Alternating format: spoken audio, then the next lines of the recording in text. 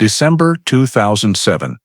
A heavy chill hung over the wooden house perched on the edge of the forest in Elkton, Maryland, about an hour's drive from St. George, Delaware. The beam from cold case investigator David Kessler's flashlight cut through decades of dust and darkness, illuminating objects no one thought would still exist after 51 years. Central, I need backup immediately at the suspect's residence and send the forensics team right now. His voice echoed in the dead silence, bouncing off the damp, moldy walls as if waking the house that had been asleep since 1960. What began as a routine residency check during a cold case sweep had just become something entirely different. Something that might finally answer the questions that had haunted Delaware since the winter of 1956. On the dust-covered table lay a 1955 map of St. George's marked in red ink with locations only an insider would know, and next to it, a thin notebook with an entry written on the exact night Eleanor Hartwell vanished, the woman who left William Grayson's house after an argument and never came home. For more than half a century, Eleanor's disappearance had existed only as an unsolved mystery. A young woman vanished into a winter night, leaving behind an empty chair at every family dinner and a bedroom door her daughter never found the courage to close. Before we continue this shocking story, take a second to hit subscribe and like the video. Your support helps bring forgotten cases back into the light, and the algorithm will make sure you never miss a story in the future. The discovery in Elkton wasn't just the start of reopening the disappearance. It was the first domino in a chain of events that would expose secrets buried deep beneath a small Delaware community for half a century. Because when authorities finally identified the true identity of the man living in that house, he wasn't some nameless drifter or a predator passing through. He was someone the community had known, trusted, and seen every day. Someone who had lived among them for 51 years, carrying a secret no one could have imagined. The Hartwell case isn't just a reopened mystery. It is proof of the persistence of a family that never stopped asking, of investigators who refused to let files gather dust, and of investigative advances that finally gave a voice back to a victim silenced for decades. But it's also the story of a community torn apart. When Eleanor disappeared in 1956, suspicion spread through St. George like wildfire. Neighbors turned on each other, families fractured out of fear that the killer was living right among them. Those cracks would explode when the truth was finally dragged into the open after 51 years. What makes this case especially haunting is that the answer was never far away. The prime suspect had been interviewed during the original investigation, then slipped off police radar. And for decades afterward, he attended Eleanor's memorials, stood beside her family, maintained an innocent facade of innocence while hiding things no one dared imagine. Where are you watching from today? Drop your location in the comments below. I'm always curious how far these stories travel and how they connect us across distance. Tonight, we're going back to the winter of 1956, following the decades-long search and facing the jaw-dropping twist that brought one of Delaware's coldest cases back into the light. This is a story of loss, persistence, deception, and justice delayed, but never denied. Late 1956, the small town of St. George in Newcastle County, Delaware, was wrapped in the characteristic chill of a riverside community. Narrow dirt roads covered in a thin layer of frost, pale yellow streetlights reflecting off wet pavement, and the distant whistle of trains serving as the familiar heartbeat of a slow, quiet place. On an evening that seemed no different from any other, the house of William Grayson echoed with sounds more tense than usual, seeping through closed windows. Neighbors had grown used to hearing heated conversations from inside, but that night the high, broken voice of a woman drew more attention than usual. Soon after, they saw Eleanor Hartwell hurry out of Grayson's house, her gait unsteady, as if struggling to stay balanced amid overwhelming emotion. She pulled her coat tight, head down, arms slightly trembling, then turned onto the road that led toward the levee, where darkness blended with thick fog. A few neighbors on their porches exchanged worried glances as Eleanor turned her face away, avoiding eye contact, walking quickly as if desperate to put that house behind her as fast as possible. None of them knew that would be the last time they ever saw her. As the night wore on, the town settled into silence. But at the home of Robert Hartwell, Eleanor's ex-husband, peace gave way to restlessness and suspicion. Eleanor had not come home as usual. Robert first thought she might have gone to a friend's or needed some quiet time, but as the hours ticked by with no footsteps on the porch, the wrongness became unmistakable. He paced the front yard repeatedly, staring down the road out of town, then came back inside to look at their 3 sleeping children. None aware their mother was no longer where she was supposed to be. Dawn crept in under a pale gray sky, dew on the roof catching the first light, and the prolonged silence became impossible to ignore. There was no sign Eleanor had simply gone somewhere overnight. When every reasonable explanation was ruled out, Robert understood this had crossed the line from ordinary worry. In a mix of fear and urgency, he called the local police to report that Eleanor Hartwell was missing, and everything indicated she could not have returned on her own that night. When Robert Hartwell's call reached the Newcastle County Sheriff's Station the next morning, the duty officer immediately classified it as requiring urgent response, since the victim had left her last known location the previous evening and had left no trace or communication. 2 patrol officers were dispatched to Robert's house for initial verification. When they arrived, the air inside was thick with anxiety, chairs still askew, half-finished glasses of water on the table, and every family member's eyes fixed on the front door, as if expecting Eleanor to walk in any second. Police began collecting basic information about Eleanor's activities in the 24 hours before her disappearance. Robert provided the last details he knew. Eleanor had left home that evening to meet William Grayson, someone she still visited after their divorce, in hopes of resolving lingering issues between them. Neighbors nearby were brought in to give statements.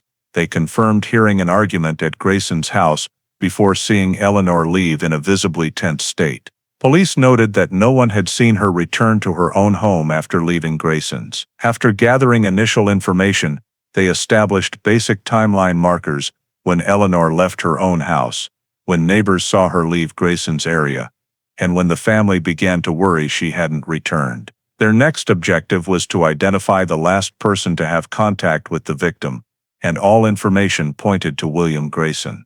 Police decided to visit Grayson to confirm the previous evening's events, while another team continued collecting family statements about Eleanor's habits, relationships, and whether she had any reason to leave voluntarily without notice.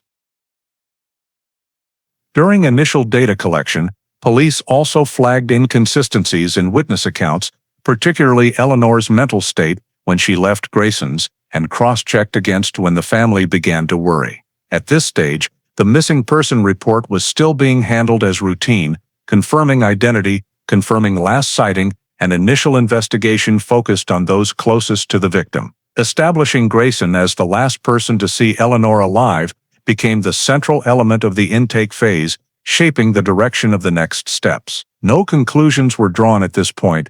Police simply recorded the fact that Eleanor Hartwell had not returned after meeting Grayson, and there was no indication she had left town on her own. The intake phase closed with police preparing for the next step, verifying the last person's statement and establishing the initial search area Eleanor might have taken after leaving Grayson's house. That same morning, William Grayson was asked to cooperate, and 2 officers knocked on his door to begin taking his first statement.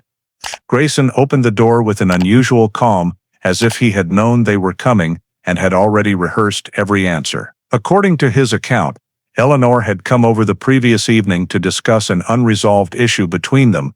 The conversation started normally, then suddenly turned tense when they disagreed, causing Eleanor to get angry and leave on her own. Grayson insisted she left his house completely unharmed, walking toward the road that leads to the levee, and that he did not follow or try to stop her. When asked for specific times, he only said he didn't remember exactly because the argument had upset him and he hadn't checked the clock. Grayson also said that after she left, he stayed home, tidied up a few things, and did not leave the area. However, when asked if anyone could confirm he was home during that time, Grayson said no one had visited and he had not spoken to anyone after Eleanor left. Several details in Grayson's statement began to show unverifiable points. First, the time Eleanor left his house did not fully match neighbors' accounts. Second, his claim of staying home the rest of the night had no witness or supporting evidence.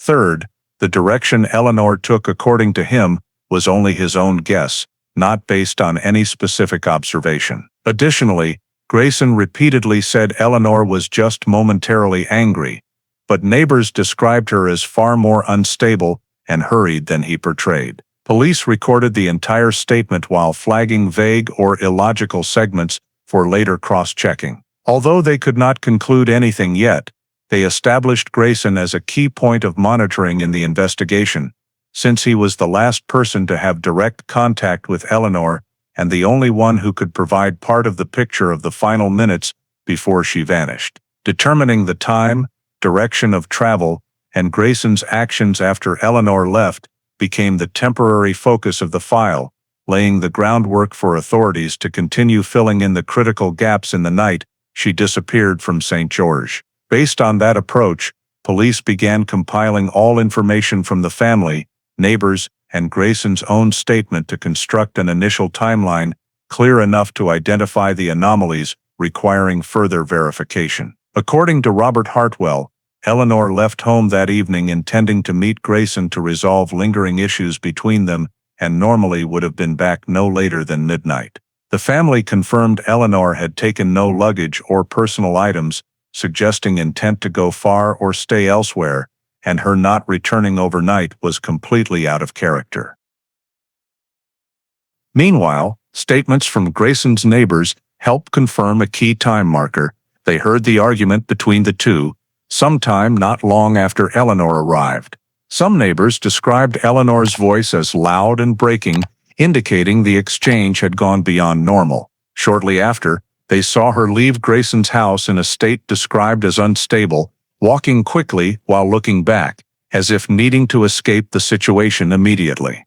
These neighbors could not give the exact time she left, but descriptions were consistent that it was already deep into the night, well before dawn. From Grayson's side, the sequence he provided only included Eleanor arriving, them talking, disagreement, and her leaving not long after. However, when cross-checked with neighbors' accounts, police noted that the time Eleanor left according to Grayson was vaguer and could be shorter or longer than he portrayed. Grayson also could not provide specific times or even relative durations for each event, citing didn't pay attention to the clock and being upset after the argument. Based on these three sources, police temporarily constructed the initial timeline as follows. Eleanor left her own home in the evening to go to Grayson's. The argument between them was heard by neighbors at some point during the night when the neighborhood was already relatively quiet. Eleanor left Grayson's house in an anxious state and walked quickly toward the road leading to the levee. No one saw her after that moment.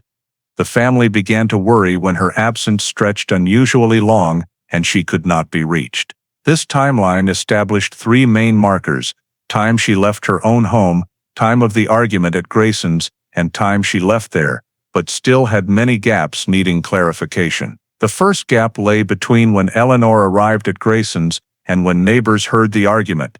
No one except the two people present knew exactly how the conversation began, how long it lasted, or what caused it to turn from discussion to tension. The second, more critical gap was the period from when Eleanor left Grayson's yard until the family realized she was not returning. No witness followed her direction of travel after she left the gate, nor did anyone see her pass nearby streets, despite the area being easy to observe due to closely spaced houses. The third gap related directly to Grayson. The time he was alone after Eleanor left was completely unverifiable, since he claimed not to have contacted anyone and not to have left the house, but provided no evidence to support it. Cross-checking the details showed the timeline needed additional data about the movements of both Eleanor and Grayson after the argument ended. Police marked these time periods as gray zones that would have to be investigated further if they wanted a complete picture of the night Eleanor disappeared. At this stage of building the initial timeline, the main goal of authorities was to create a verifiable time frame from which to expand the search and cross-check information. Although there was no direct evidence yet of foul play or an accident, the mismatched times and unexplained gaps became the key points that led investigators to focus attention on the periods Eleanor and Grayson were out of sight of neighbors and family. The initial timeline closed with police agreeing that the moment Eleanor left Grayson's house was the most likely decisive point in the disappearance, and the point that would need the most thorough re-examination in the next steps of clarifying this unusual disappearance. Immediately after completing the initial timeline and determining the moment Eleanor left Grayson's house was the key moment, police launched the first search around that area with the goal of finding any trace of Eleanor's next direction after leaving the yard. The search team was divided into several small groups, beginning to check every area adjacent to Grayson's house, including the side paths, the backyard, the empty strip of land leading to the small road connecting to the main town road. Officers conducted a search in an expanding circle pattern, starting from the last known sighting of the victim and spreading outward, ensuring no area that Eleanor might have passed was missed. After the area around Grayson's house was checked, they moved to the road leading to the levee, which most witnesses guessed Eleanor had taken based on her gait and the direction she turned. The path to the levee was a narrow dirt road, flanked by trees growing close together, the ground damp from night fog, making traces harder to spot, especially in late autumn cold. The search teams advanced toward the levee, carefully checking the gentle slope leading up to the main levee, where any pedestrian would likely have left some sign, but nothing unusual was recorded. When reaching the Delaware River area, the team split into smaller units to check each terrain feature, dense reeds, fishing trails, and the softer soil along the riverbank, where footprints would most likely show. They swept along the river within a wide radius, focusing on secluded spots where night visibility is limited, but no sign the victim had entered or stopped there that night was found. Another team went the opposite direction, into the wooded area along the river, where locals used trails to avoid strong wind from the levee. Those trails were thoroughly checked, but like the levee and riverbank, no trace of Eleanor having passed was found. What police noted was that, although the ground was soft in many places, capable of holding footprints or drag marks, every surface was blank, only old tracks from locals and hunters from previous days, nothing from the night Eleanor disappeared. The search team returned to the surrounding residential area to check secondary routes Eleanor might have taken, but every direction yielded the same result: no clear traces or unusual objects related to the victim. Officers noted this as noteworthy because normally if a person leaves an area in a distressed state, they might leave some sign, however small, such as a footprint, a slip, or slight disturbance in the dry leaves. But in Eleanor's case, no such sign was found. The first search lasted many hours, from the immediate area around the house to the levee, riverbank, and trails leading out of town, but all effort yielded nothing. Police concluded the first search with the report that no physical evidence at the natural scene indicated Eleanor had moved in any specific direction after leaving Grayson's house. This became a noted point in the initial search report, reflecting the vagueness of the case and opening the need to continue expanding the search radius to find Eleanor's next movement in the night she vanished. After completing the first search wave, but finding no clear traces, the police moved to the next step in handling a missing person case, compiling and reviewing all witness statements in the area to determine whether anyone had seen or heard anything noteworthy during the time Eleanor was believed to have left Grayson's house. Numerous residents living nearby were brought in to describe their observations on the night of the incident, resulting in a relatively rich but also heavily mixed collection of reports containing many details that were hard to verify. Some people, living on the same street as Grayson, said they saw the backyard light at his house turn on unusually, which was out of character because Grayson rarely used that area at night.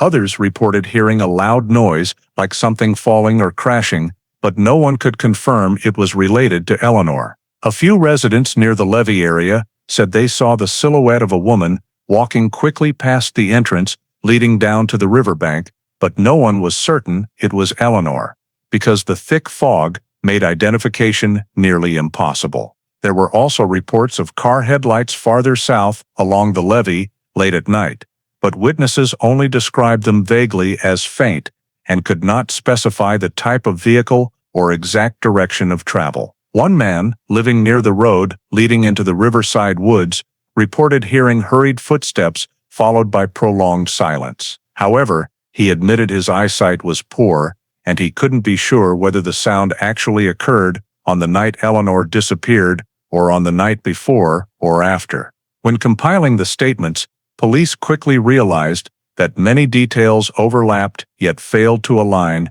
making it difficult to form a coherent sequence of events. Therefore, the investigation team proceeded to eliminate reports that clearly lacked credibility. For example, one witness's claim of seeing two figures running across the levee, while others living right nearby heard or saw nothing similar. Similarly, reports of strange car headlights were treated only as supplementary information because there was no evidence linking Eleanor or Grayson to any vehicle. The statements that were retained were mainly those details that could potentially match the previously established timeline.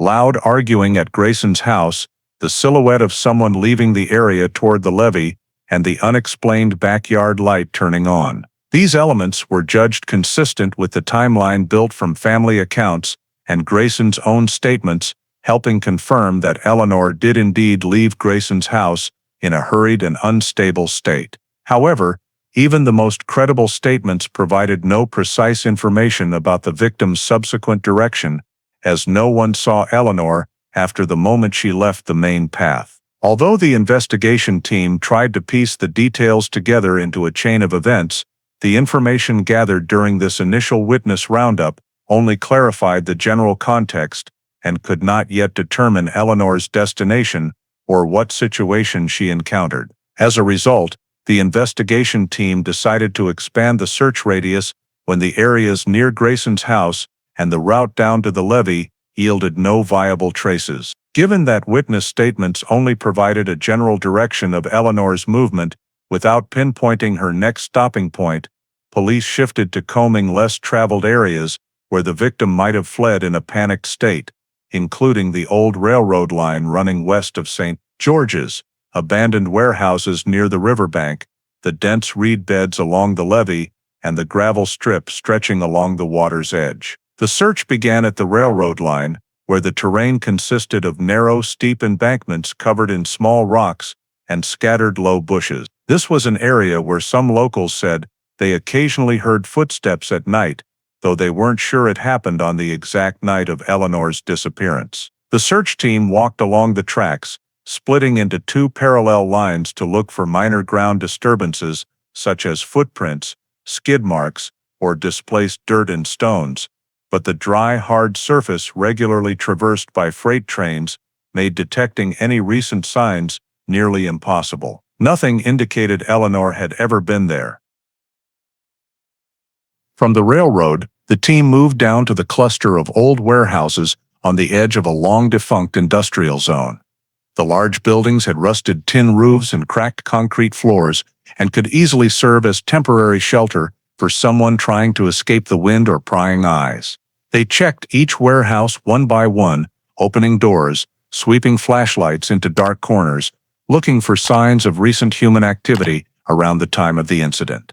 However, most traces belonged only to locals who had used the places to store fishing gear, auto repair tools, or as daytime resting spots. There were no fresh signs or anything connected to Eleanor. After the warehouses, the search team extended to the reed beds along the levee, an area considered the most likely place Eleanor would have run into if she wanted to leave the main road and find cover. The reeds there were thick, knee-to-waist high, and absorbed a lot of moisture from the Delaware River, making the ground softer than surrounding areas. This initially raised hopes of finding footprints or drag marks, but as they walked the area, they only noted old indentations that predated the incident, possibly left by fishermen or hunters. No new trails had appeared after Eleanor was last seen. The team also checked the adjacent riverbank zone, where the ground transitioned from mud to a mix of small and large gravel. This was considered the spot most likely to preserve clear traces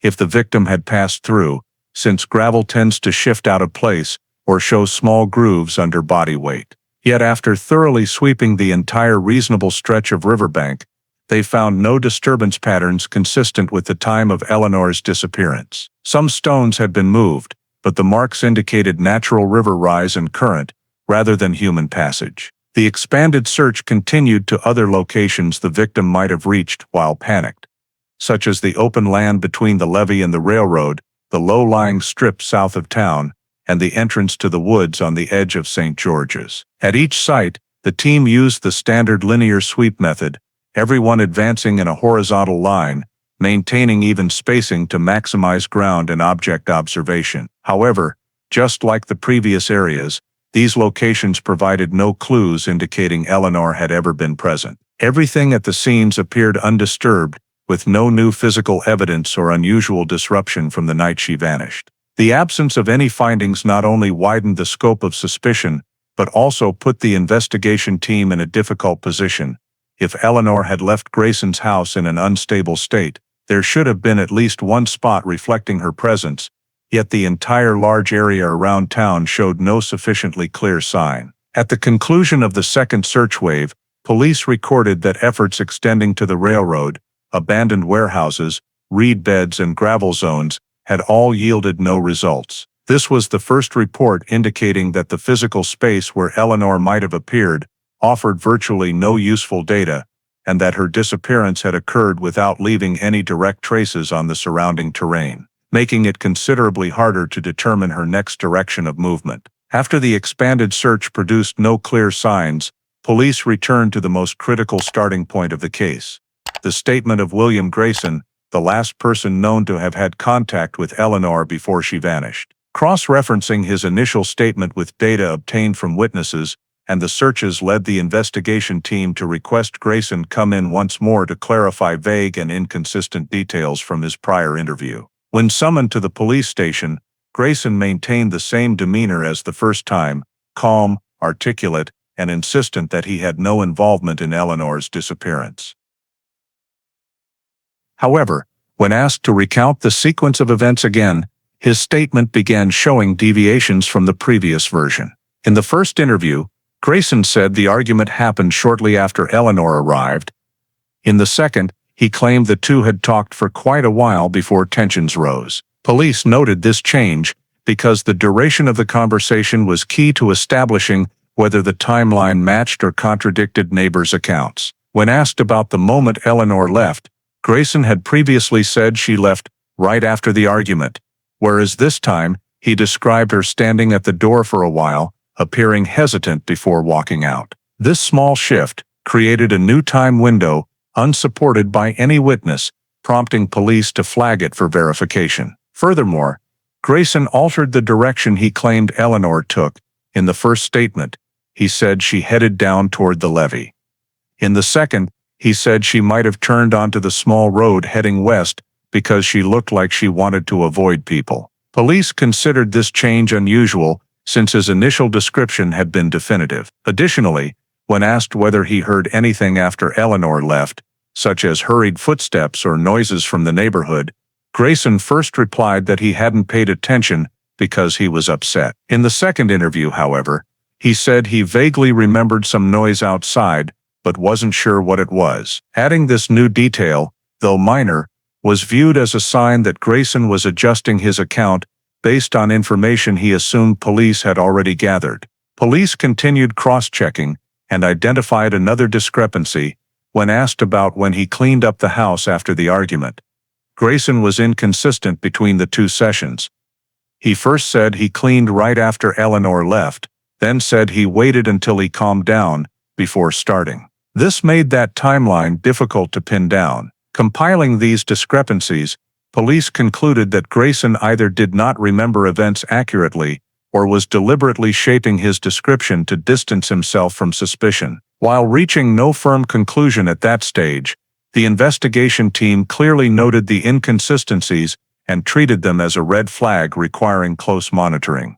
They officially designated Grayson as the central figure in the disappearance, not only because he was the last person to see the victim, but also because his statements shifted in ways that made key timelines increasingly hard to verify. Grayson's inability to provide a consistent account of the hours before Eleanor vanished turned him into the pivotal point of the entire investigation, as all information about that night was clouded by his conflicting fragments of testimony. This very instability became the basis for expanding scrutiny, and during supplemental checks of the area around Grayson's house, after the second interview, police decided to re-examine the backyard, an area only cursorily inspected during the initial search. Grayson's backyard was a narrow space, partly covered with old, weather-worn concrete and the rest compacted dirt. As the search team moved from the back door toward the edge of the yard, one officer noticed an unusual long drag mark on the concrete,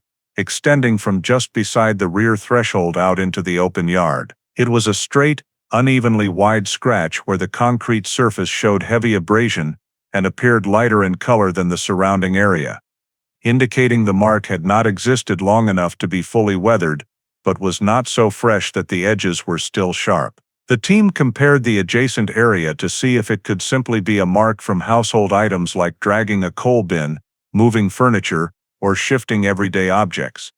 But none of the items currently in the yard were heavy or large enough to produce such a long mark. When measuring the length of the scratch, officers saw it ran perfectly straight toward the open dirt area beyond the yard, not leading to any door or shed, just emptying into vacant ground. This prompted the search team to flag the mark for documentation, even though its cause could not be determined at that moment. They continued checking around the mark for any soil disturbance, suggesting something had been dragged across, but the adjacent dirt was relatively flat and hard, showing no obvious signs. Some officers speculated the scratch might predate the incident and have been caused by moving heavy items on other occasions, but no one could confirm this because Grayson had not mentioned any backyard activity on the night he argued with Eleanor. Directly questioning Grayson about the mark was not done at that time to avoid influencing his still unverified statements.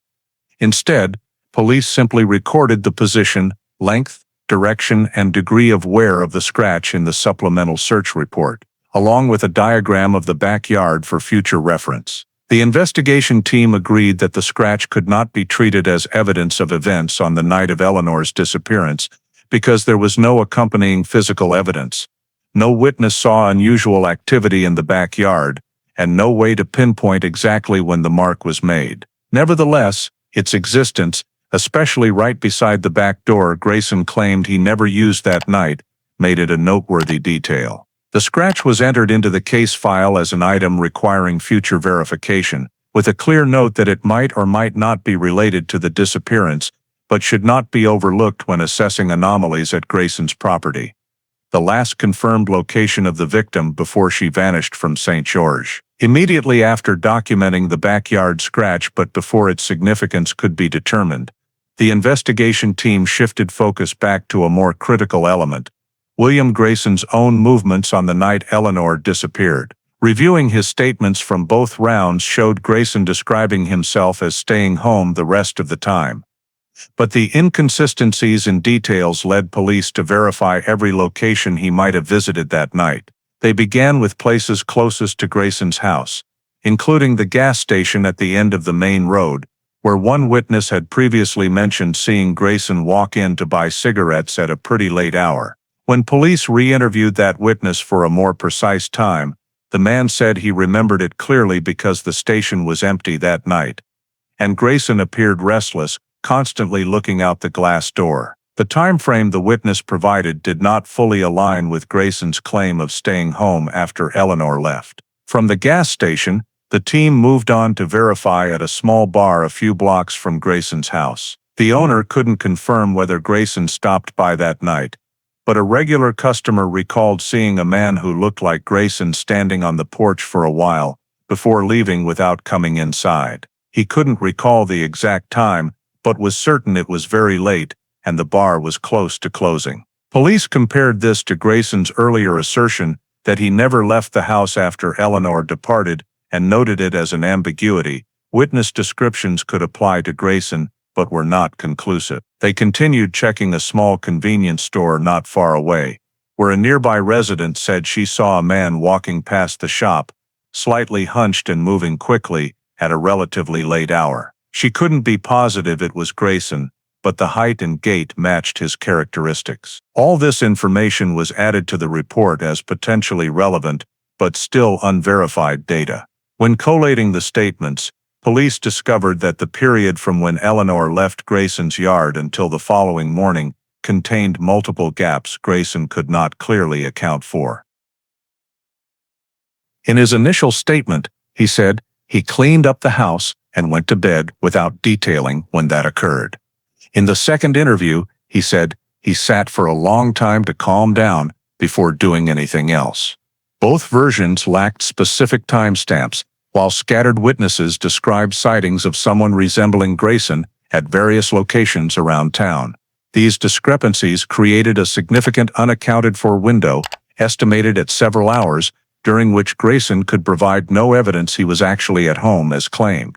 Additionally, multiple residents reported seeing the backyard light at Grayson's house turned on during the same time frame, contradicting his statement that he never went outside or used the back door all evening. Cross-referencing Grayson's statements with witness accounts clearly revealed inconsistency. He repeatedly stressed that he never left the house. Yet witnesses provided information that prevented police from ruling out the possibility he had been some distance away. The investigation team noted that Grayson not only lacked verifiable proof of his whereabouts throughout the evening, but also made small changes to his descriptions of individual actions, from when he cleaned up, to when he heard outside noises, to the direction Eleanor took. These overlaps and contradictions left the most critical hours of the night. Eleanor disappeared almost impossible to clarify, based solely on Grayson's testimony. Therefore, in the investigative file, this unexplained time gap was flagged as a major point of suspicion, requiring thorough examination in subsequent phases of the inquiry into Eleanor Hartwell's disappearance. The review of Grayson's movements revealed too many unverified gaps, forcing the investigation team to launch a second, larger-scale search that expanded outward to areas where a person in a state of panic might have instinctively fled, or where someone intending to conceal another person could exploit the terrain to avoid detection. The focus of this search was the vast open fields north of St. George's, the long levees running parallel to the Delaware River, the scattered drainage ditches along the agricultural land, and the abandoned old industrial complex that had been vacant for years. First, the search teams were deployed to the northern fields. This area was wide open, with soft soil and low vegetation that made observation relatively easy, but the sheer size made full coverage a time-consuming task. Officers divided into multiple groups, advancing in straight lines while maintaining even spacing to ensure no section was missed. Although the soft ground readily preserved footprints, the entire surface showed no recent tracks consistent with the time frame of Eleanor's disappearance. A few older impressions were identified as belonging to farmers using tractors the previous week, and were completely unrelated to the case. After completing the fields, the teams moved on to the levees, an area considered likely for Eleanor to have passed through if she had tried to avoid main roads or sought cover. The levee terrain was rough. One side sloped steeply down to reed beds, while the other bordered a narrow road running alongside the town. Searchers walked the crest, checking both sides of the ground, paying special attention to spots where someone might have slipped or fallen for signs of disturbance. Yet no fresh marks appeared on the damp soil, and there were no slide marks indicating hurried movement from the top of the levee down to the reeds or vice versa. When the search extended to the drainage ditches along the field edges, teams considered the possibility that the victim had wandered into this area while disoriented. The ditches were not deep, but were wide, their bottoms covered with decayed leaves and dry branches that would easily show disturbance if someone had passed through. Still, after thoroughly checking the entire area, they found no signs consistent with the time of Eleanor's disappearance. All disturbances were old or clearly natural. In addition, the abandoned industrial zone east of St. George was included in the search plan. The site consisted of numerous empty warehouses, old rail tracks, and cracked concrete foundations. Teams systematically checked every warehouse, storage room, and low-lying area that could conceal a person. Scattered items were determined to be from local activity years earlier. Nothing new or unusual. There was no strange odor, no evidence of impact, displacement, or disturbance in the soil or concrete surfaces. After the industrial zone, teams swept the riverbank, where dense reeds formed narrow, difficult passages. This area had been examined during the first search, but this time they extended farther out, covering mudflats, rotted tree stumps, and fisherman-made trails. Though the soft ground readily retained prints, the entire area showed no fresh footprints, no broken branches, and no impressions consistent with an adult moving through on the night Eleanor vanished. Teams also checked several locations capable of hiding a person or object: small tree-covered valleys, blind curves in roads, and dark corners behind abandoned structures. At each point, they noted the environment remained undisturbed, with no evidence of human presence near the time of the disappearance. Many officers hoped to find at least one small clue: a broken twig, disturbed leaf litter, a slide mark on the soil, but the natural scene silence suggested either Eleanor never entered these areas, or whatever happened to her left no clear trace. The large-scale search lasted many hours and covered a far greater area than the first, yet the result was the same: no subject and no physical evidence were located. Police concluded the second search by noting that every area consistent with the victim's possible direction of travel yielded no traces, leaving the question of Eleanor's next destination after leaving Grayson's house a major blank in the investigation. The outcome of this second large-scale search, covering the northern fields, levees, ditches, and old industrial site, left the investigation team in a difficult position.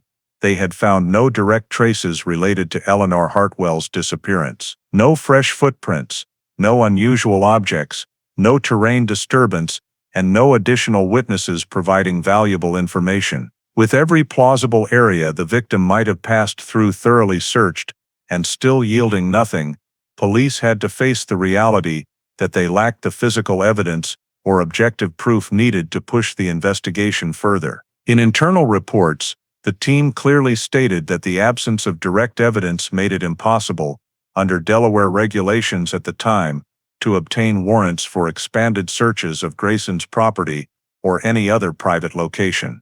Grayson's statements contained numerous vague and shifting details, but those inconsistencies alone were not strong enough for judicial authorities to issue search warrants without supporting physical signs. This created a major bottleneck. Although Grayson remained the central figure in the investigation, police had no authority to conduct deeper interventions into his property or life. In that context, investigative intensity was forced to decrease. Officers were reassigned to regular duties, maintaining only minimal monitoring for any new information related to Eleanor or Grayson, but no further searches, pursuits, or in-depth interrogations were authorized. Internal meetings became less frequent due to the lack of new data to analyze. The original investigation team kept the file open, but noted that unless new witnesses, information, or clear physical evidence emerged, the effort could not advance further. The lack of grounds to continue pushing the case shifted it into a passive state, where police only recorded information as it arose, rather than actively expanding the search. This situation persisted long enough for investigative momentum to fade, and Eleanor Hartwell's disappearance began sliding into a period of stagnation, a phase in which the absence of evidence and legal authority brought the entire process to a near-complete halt. By early 1957, after many months without any additional leads or new data, authorities were compelled to make a procedural decision that had a clear impact on the case's progress.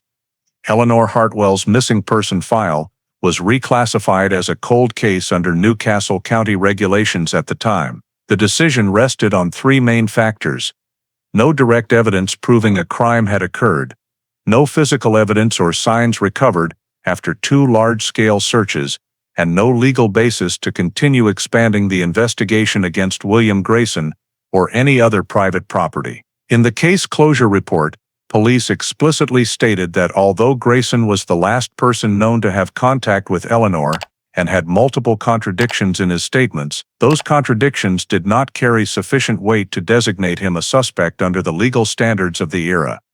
Therefore, no one was detained or placed under formal surveillance. Eleanor's family was informed that the case would not be fully abandoned, but would remain in open file status, meaning authorities could revisit it if new information surfaced, though active investigative efforts would be suspended. In practice, this meant the file was gradually moved to low-priority storage, and the disappearance quickly became one of many unresolved cases from the 1950s. Not long after the file was designated a cold case, residents of St. George's began noticing Grayson appearing less frequently in town.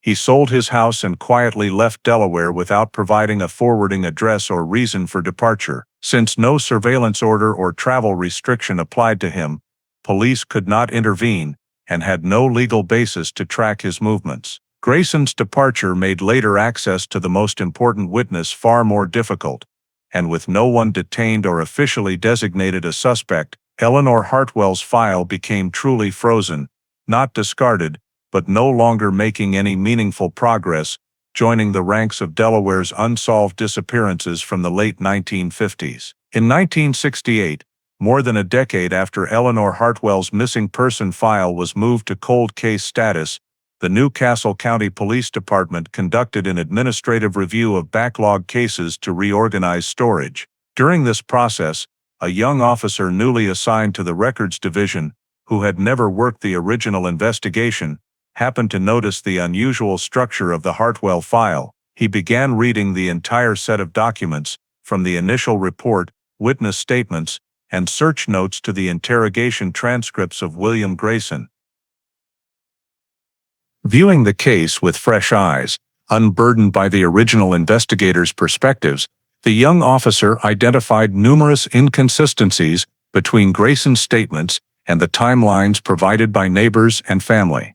He specifically noted that Grayson changed his description of the timing and intensity of the argument with Eleanor between interviews, that the direction Grayson claimed Eleanor walked contradicted a neighbor's sighting of her heading toward the levee, and that the long unaccounted-for gap after Eleanor left his house was never satisfactorily explained.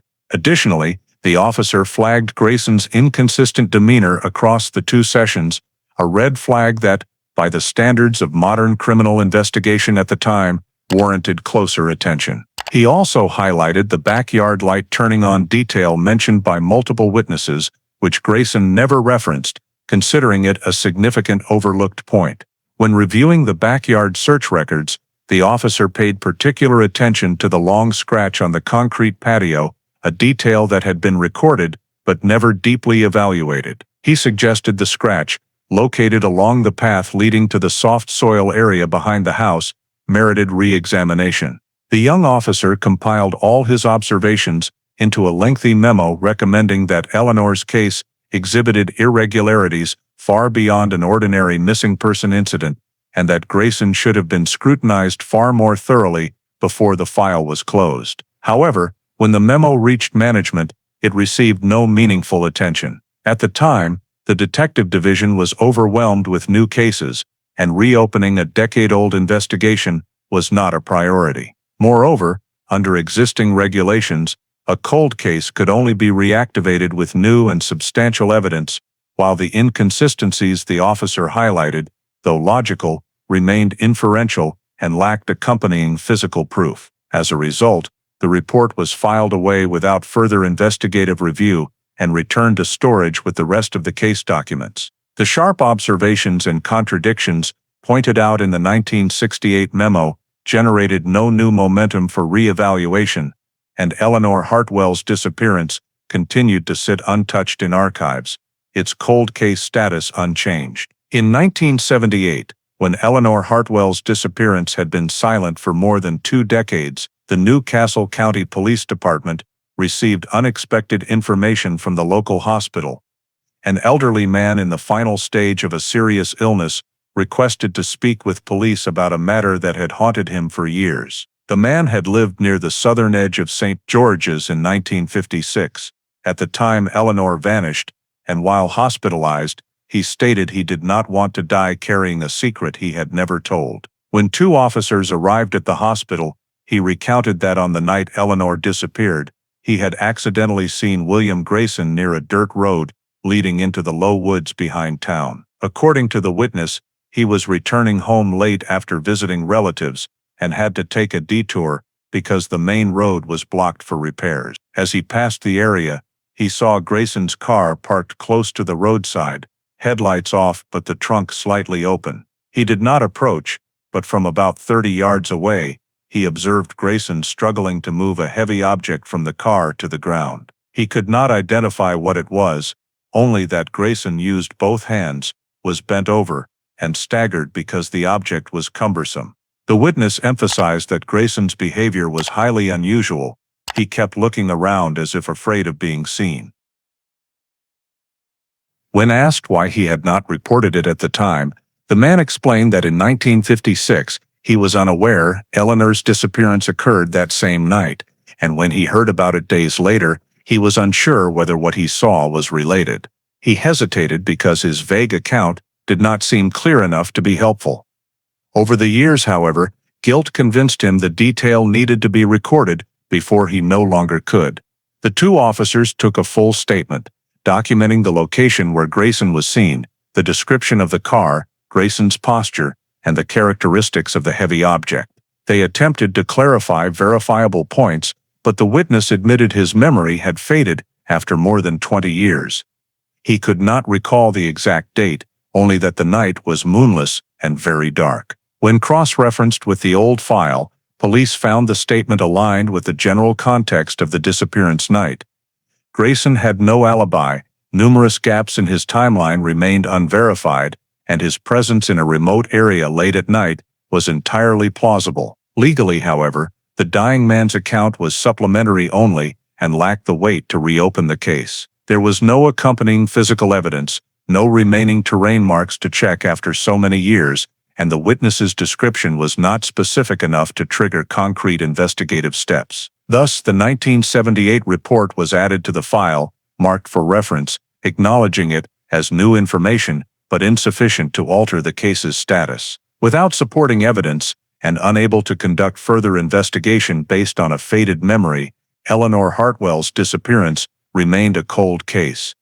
Though the deathbed statement became one of the most significant additions to the file since its closure in 1957. In 1983, when William Grayson's former house was sold to a new family from Pennsylvania, another unexpected detail was added to what seemed a long-forgotten case. While cleaning the attic, which still contained items the previous owner had left behind, the new homeowners discovered a small cardboard box pushed against the wall, covered in dust and cobwebs, clearly undisturbed for many years. Inside were a few worthless odds and ends, but among them was an envelope containing 3 black and white photographs. One immediately caught their attention because it showed a woman they recognized from local stories about the 1956 disappearance, Eleanor Hartwell herself. The photo showed Eleanor standing on Grayson's front porch at night, with light from inside the house spilling out behind her. Her face was not fully clear due to the dim lighting, but her posture, slightly turned toward the door,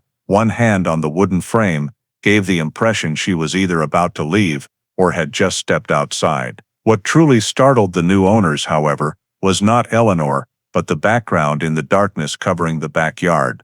An unusual patch of light was visible on the concrete patio. Upon closer inspection, they realized it was a long, pale streak that looked exactly like a scrape or drag mark on the concrete, strikingly similar to the scratch police had documented in 1956. The new owners brought the envelope to the local police station, believing it might be connected to the old case. When officers examined and compared it, they found the shape and location of the light streak in the photo corresponded closely with the recorded scratch from the supplemental backyard search. Since the photograph was believed to have been taken on the very night of the argument between Eleanor and Grayson, this match made the image noteworthy, though not conclusive. Officers added the photo to the case file with a note that it was supplementary reference material, potentially useful for reassessing what happened in Grayson's backyard the night Eleanor disappeared.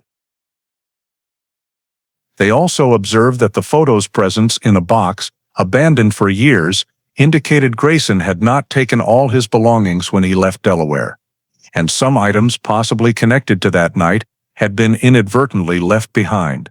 However, in 1983, there was no formal cold case review program, and without accompanying physical evidence, the discovery prompted no additional investigative action. The material was simply filed, labeled as consistent with existing data, but insufficient for a breakthrough, and Eleanor Hartwell's disappearance remained frozen for many more years. In the 1990s, when Eleanor Hartwell's children had grown up, and those who had witnessed the 1956 disappearance were entering middle age, Nina Hartwell, Eleanor's youngest daughter, began actively investigating her mother's case. Once she was old enough to access public records, Nina repeatedly visited the Newcastle County Police Department to request the case file again, hoping to find something the authorities had previously overlooked. She repeatedly pointed out that the family had never received clear answers, and that details such as the drag marks in the Graysons' backyard or the 1978 deathbed statement deserved fresh scrutiny. However, every time Nina submitted a formal request, the police responded in the same way. The case remained a cold case, but there was no new evidence strong enough to justify reopening the investigation under departmental rules. When Nina mentioned the photograph discovered in 1983, the police confirmed it had been added to the file, but argued that it only reinforced an already documented detail and did not create a new investigative lead. Similarly, the 1978 deathbed statement was deemed too vague to serve as the basis for any legal action. The cold case officers at the time acknowledged that the case still had many irregularities, but stressed that reopening an old file required new evidence capable of fundamentally altering the nature of the case, something none of the existing material provided. Nina kept returning for years, asking the same question each time and receiving the same answer: insufficient information, insufficient evidence, and the case could not be reopened. Though disappointed, she documented every response and clung to the hope that one day her mother would no longer be regarded as just an old chapter in the Delaware Police Archives. In 2006, under public pressure and demands to improve the handling of decades-old missing persons cases, the Delaware State Police launched a large-scale review program to re-evaluate unsolved cases from the 1950s through the 1980s. This was the first effort in many years in which authorities decided to proactively re-examine all backlogged cases rather than simply respond passively to new tips. A list of more than 100 long-dormant cases was compiled, categorized by level of suspicion, circumstances of disappearance, and the feasibility of gathering fresh data. During the review, Eleanor Hartwell's file quickly rose to the group requiring closer scrutiny. Investigators recognized that, despite the disappearance occurring more than half a century earlier, the case contained numerous irregularities: William Grayson's changing statements, the strange drag marks in the backyard, the photograph that surfaced unexpectedly in 1983, and the 1978 deathbed account of Grayson moving something heavy on the night of the incident. Though fragmented, these details formed a persistent chain of suspicion, indicating that Eleanor's case was not simply a routine missing person matter.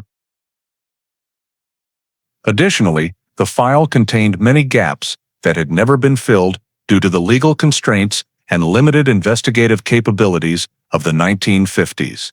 Seeing this as a case that could yield leads if reanalyzed with modern techniques and thinking, the Delaware State Police placed Eleanor Hartwell's file on the priority list for the 2006 review.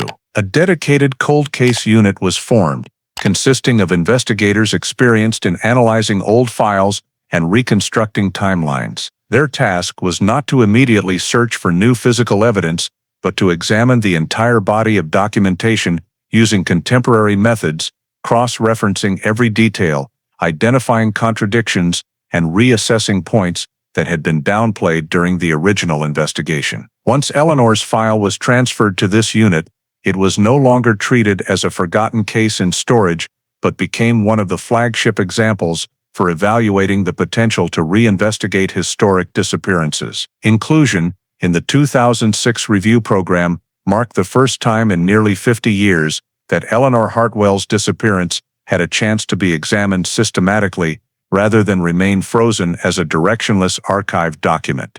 The cold case unit began by spreading out the entire original file related to Eleanor Hartwell's disappearance across their desks. A volume of material spanning 1956 to 1983 that included interrogation transcripts, search notes, witness statements, scene maps, supplemental photographs, and scattered notes added over the decades. For the first time in nearly half a century, all the data was assembled in chronological order, allowing investigators to see the full picture rather than isolated fragments as before. They started by grouping documents by phase.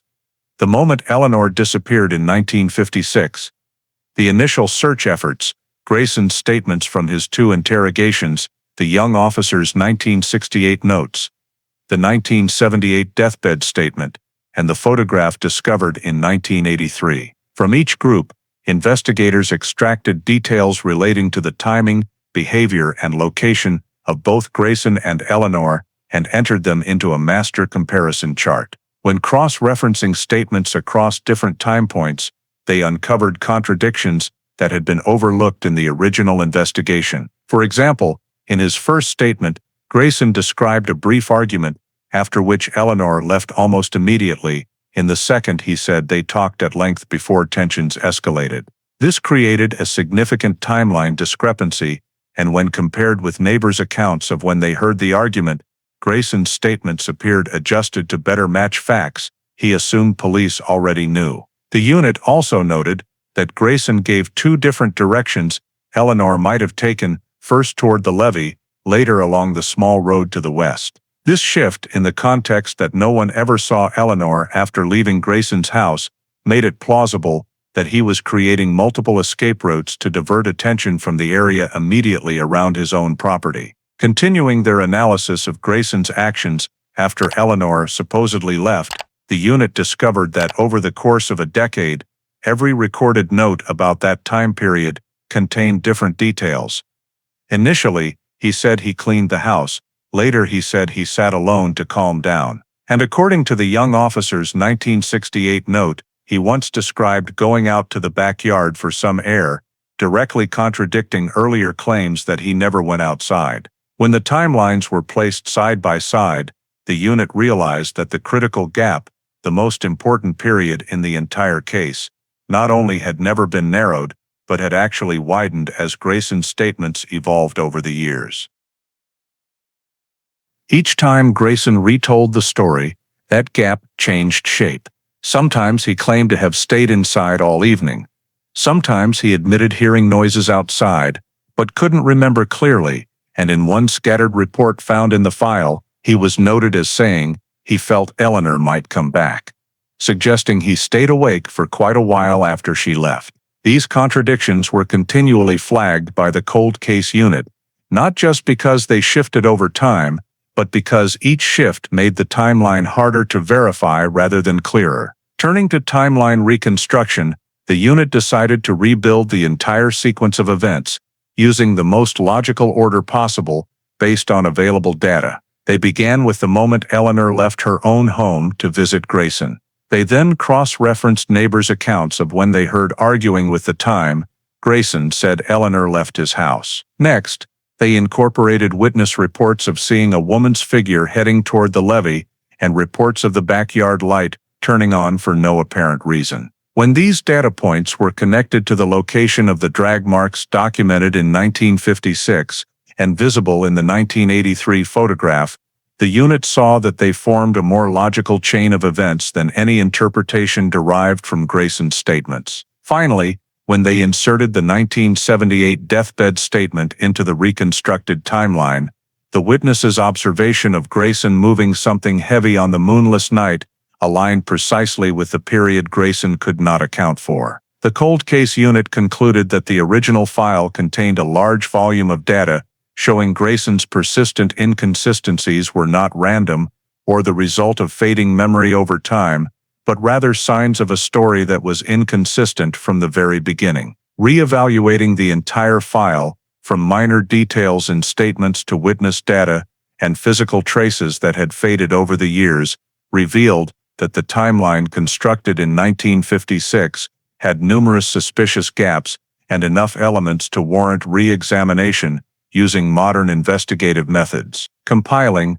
analyzing, and cross-referencing the original data allowed the unit to see that all these irregularities were not isolated but connected into a new logical sequence, fundamentally changing how Eleanor Hartwell's disappearance was viewed after more than half a century frozen in storage. Immediately after completing the reanalysis of the original file and identifying the long chain of contradictions in William Grayson's statements, the cold case unit shifted focus to locating the man himself, the key factor in verifying any hypothesis about Eleanor Hartwell's disappearance. Since Grayson had left Delaware in the late 1950s without leaving a forwarding address or family contacts, tracing his new identity became a task requiring searches across multiple data sources. The unit's first step was to gather all administrative records from before Grayson left Delaware. They cross-checked tax records, driver's licenses, employment files, and housing information prior to 1957. This established his consistent characteristics, including age, occupation, work skills, and paperwork habits. From there, investigators created a set of identification criteria based not on name, but on administrative behavior patterns that often persist when someone tries to create a new identity but retains old habits. They expanded the search to neighboring states, especially Maryland, where many Delaware residents had moved for work during the 1960s, 1980s. While reviewing interstate migration data, the cold case unit discovered an unusual entry in the Maryland Department of Labor records. A man who registered under the name Walter Green in the mid-1960s had a birth date and occupation matching Grayson's pre-1957 profile. What stood out was Walter Green's listed occupation: freelance mechanic and equipment repair, the same type of work Grayson had done in St. George. Moreover, Walter Green's first recorded Maryland address was a remote rural area where seasonal workers often did not have to provide full identification paperwork. As the unit traced subsequent employment records, they found Walter Green changed jobs frequently over the years, working in small shops, repair warehouses, or family-run manufacturing operations, places with minimal background check requirements. This further heightened suspicion, as it is a common pattern among individuals trying to keep their personal records as low profile as possible. Moving to Maryland state tax records, the unit found a consistent series of filings under the name Green, showing fluctuating but steady income typical of freelance work. Although there was no direct proof this was Grayson, investigators noted that the filings followed the pattern of someone born in the 1920s, 1930s, matching Grayson's actual age. From the tax records, the unit proceeded to residency information.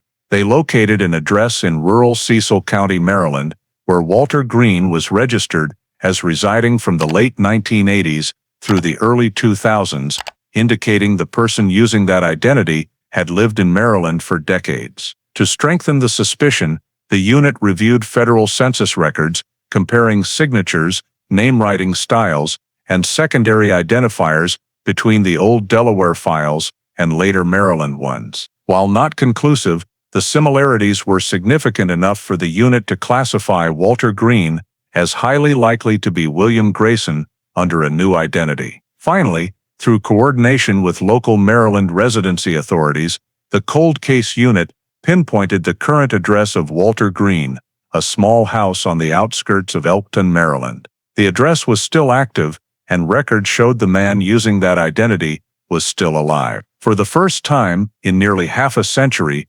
investigators had located what was very likely Grayson's current whereabouts, marking the most significant breakthrough since the case entered the 2006 review program and opening the door to verifying the original contradictions in his statements and determining his true role in Eleanor Hartwell's disappearance. Eleanor Hartwell's unsent letter surfaced completely by chance at the end of 2006, just as the cold case unit was tracing William Grayson in Maryland. While cataloging old belongings still stored at the New Castle County Library, items the Hartwell family had donated in the 1960s, a librarian discovered a thin envelope wedged between two old notebooks in a box that had not been recatalogued in over 40 years. The envelope bore no recipient address, only the familiar handwritten note, "To Helen, when I finally have the courage to send it." When the cold case unit read the letter, they realized it was a previously unknown document with the potential to clarify Eleanor's state of mind in the final days before she vanished. Though short, the letter's content was clear, describing Eleanor's growing unease in her interactions with William Grayson. In it, Eleanor wrote that she no longer felt safe when near him, and that Grayson sometimes changed his attitude abruptly, being gentle one moment, but making her feel cornered the next. She also mentioned a recent argument, matching details already in the file, but what stood out was how she described it. "I don't know what's coming, but I can clearly see I need to be careful." These were the first words in any document showing Eleanor perceived a specific danger from Grayson, something never previously recorded. The unit further analyzed the letter's tone and content to better understand Eleanor's mindset when she wrote it. The letter did not convey extreme panic, but it clearly showed Eleanor had noticed abnormal changes in Grayson's behavior. She described him as hanging on every word, becoming angry when I delayed meeting again, and acting threatened if I wanted to pause contact. These descriptions provided an entirely new perspective on potential motive that the original investigation had never addressed. In 1956, no one had reported Eleanor feeling threatened or afraid around Grayson, a detail that made the letter especially significant. The unit cross-referenced the letter's content with 1956 documents and found substantial overlap between Eleanor's perceptions and irregularities noted in later years, Grayson's shifting statements, the backyard drag marks consistent with a confrontation, and the 1978 deathbed account of Grayson moving something heavy on the night she vanished. When all these pieces were placed together, the letter became the missing psychological piece, strengthening the hypothesis that the relationship between Eleanor and Grayson was not merely friendly, but had become a serious source of tension immediately before her disappearance. Although the letter could not be treated as direct evidence of criminal conduct, it held great value in restructuring Grayson's potential motive and Eleanor's mental state. Accordingly, the cold case unit added the letter to the file as a key document, categorized under psychological/emotive evidence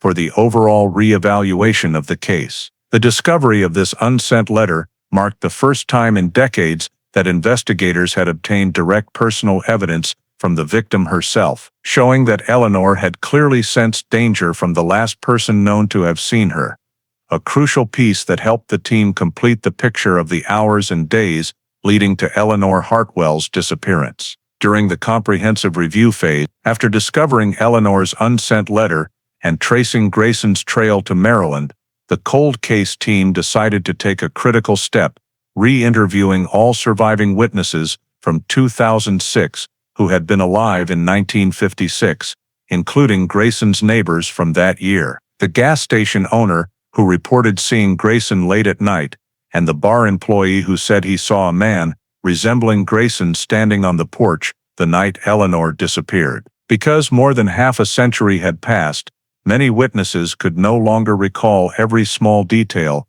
but what stood out was that the points they did remember precisely matched the facts the cold case team was re-evaluating. The investigators began with the neighbors who lived near Grayson's house in 1956. One woman, who was just over 20 at the time and now nearing 80, said she still remembered the uneasy feeling on the night Eleanor vanished. She couldn't pinpoint the exact time, but she clearly recalled hearing a sound like something being dragged across concrete from the direction of Grayson's backyard shortly after hearing the argument. This detail drew particular attention from the cold case team because it aligned with the location of the scratch mark documented in 1956 and the image that appeared in the photograph discovered in 1983. Another neighbor, who had previously reported seeing the silhouette of a woman walking toward the levee, was initially unsure if her memory was accurate. But when the investigators described the location and direction of movement to verify her recollection, she confirmed she had seen a figure walking very quickly, leaning forward, as if afraid, and she still believed it was Eleanor, even though she couldn't see the face clearly. When asked about the backyard light turning on, both witnesses distinctly remembered that the light in that area came on at a time they considered unusual, because Grayson almost never used the back door at night. These facts strongly supported the timeline the cold case team was reconstructing. The investigators then moved on to re-interview the gas station owner, who had reported seeing Grayson on the night of Eleanor's disappearance. The man, now in his 80s, recalled that Grayson arrived at the station later than usual, and what caught his attention wasn't the purchase itself, but Grayson's tense expression and the way he kept glancing toward the glass door, as if afraid someone was following him. Notably, when the team mentioned the timing, he described a time frame that matched the unexplained gap in Grayson's 1956 statements that the original file had been unable to account for. Next, when re-interviewing the bar employee, who had said he saw a man resembling Grayson standing on the porch, the team obtained a new detail. The man said the individual on the porch looked like he was waiting for someone, but left immediately when a horse-drawn carriage passed by, as if he didn't want to be noticed. When the cold case team cross-referenced this, the behavior matched the description in Eleanor's letter about Grayson's tendency to be overly watchful and to react strongly when he felt watched. Of particular significance, during the interview with the man who had been a witness to the 1978 deathbed statement, the cold case team uncovered a key point. A friend of that witness had heard him repeatedly recount the story of seeing Grayson transporting something heavy and the detail. He looked around, as if afraid of being discovered, had been told many times. This indirectly bolstered the reliability of the deathbed statement, which had been considered vague due to the lack of a second witness at the time. After numerous interviews, the investigators noted that although most statements lacked absolute precision regarding time, they were consistent with one another about behavior. Grayson appeared tense and anxious, constantly looking around, and was present at multiple locations not mentioned in his original statements. When the old statements, now retold decades later, but retaining the same essence, were combined with Eleanor's letter and the information from the deathbed report, the cold case team realized that many elements previously dismissed as insufficiently weighty now clearly supported one another. The newly re-interviewed statements helped solidify part of the 1956 timeline and clarified the prolonged inconsistency in Grayson's behavior, a crucial key for the next phase of in-depth analysis in the Eleanor Hartwell case. Based on all the re-examined statements from the witness interview phase and the supplementary documents integrated into the file, the cold case team employed a timeline reconstruction method based on behavioral analysis, spatial data, and travel speed, a technique that did not exist in 1956, but had become standard in investigations by 2007. The first step was to recreate an accurate map of St. George and the surrounding area as it existed in 1956 by combining old maps, archived aerial photographs, descriptions from elderly residents, and town records from that era. The team marked all relevant locations: Grayson's house, Eleanor's house, the gas station, the bar, the levee path, the reed beds, the low woods, the railroad tracks, the abandoned industrial warehouses, and the spot where the deathbed witness said he saw Grayson transporting a heavy object. They then calculated the distances between each point under 1956 road conditions, while cross-referencing reasonable walking speeds for a person moving at night over uneven terrain without supportive lighting. From this, a more accurate timeline was built according to time frames corresponding to witness data, no longer relying on Grayson's statements as the central axis as before. The early part of the timeline showed that after the argument at Grayson's house, neighbors heard the dispute last longer than Grayson's initial statement suggested.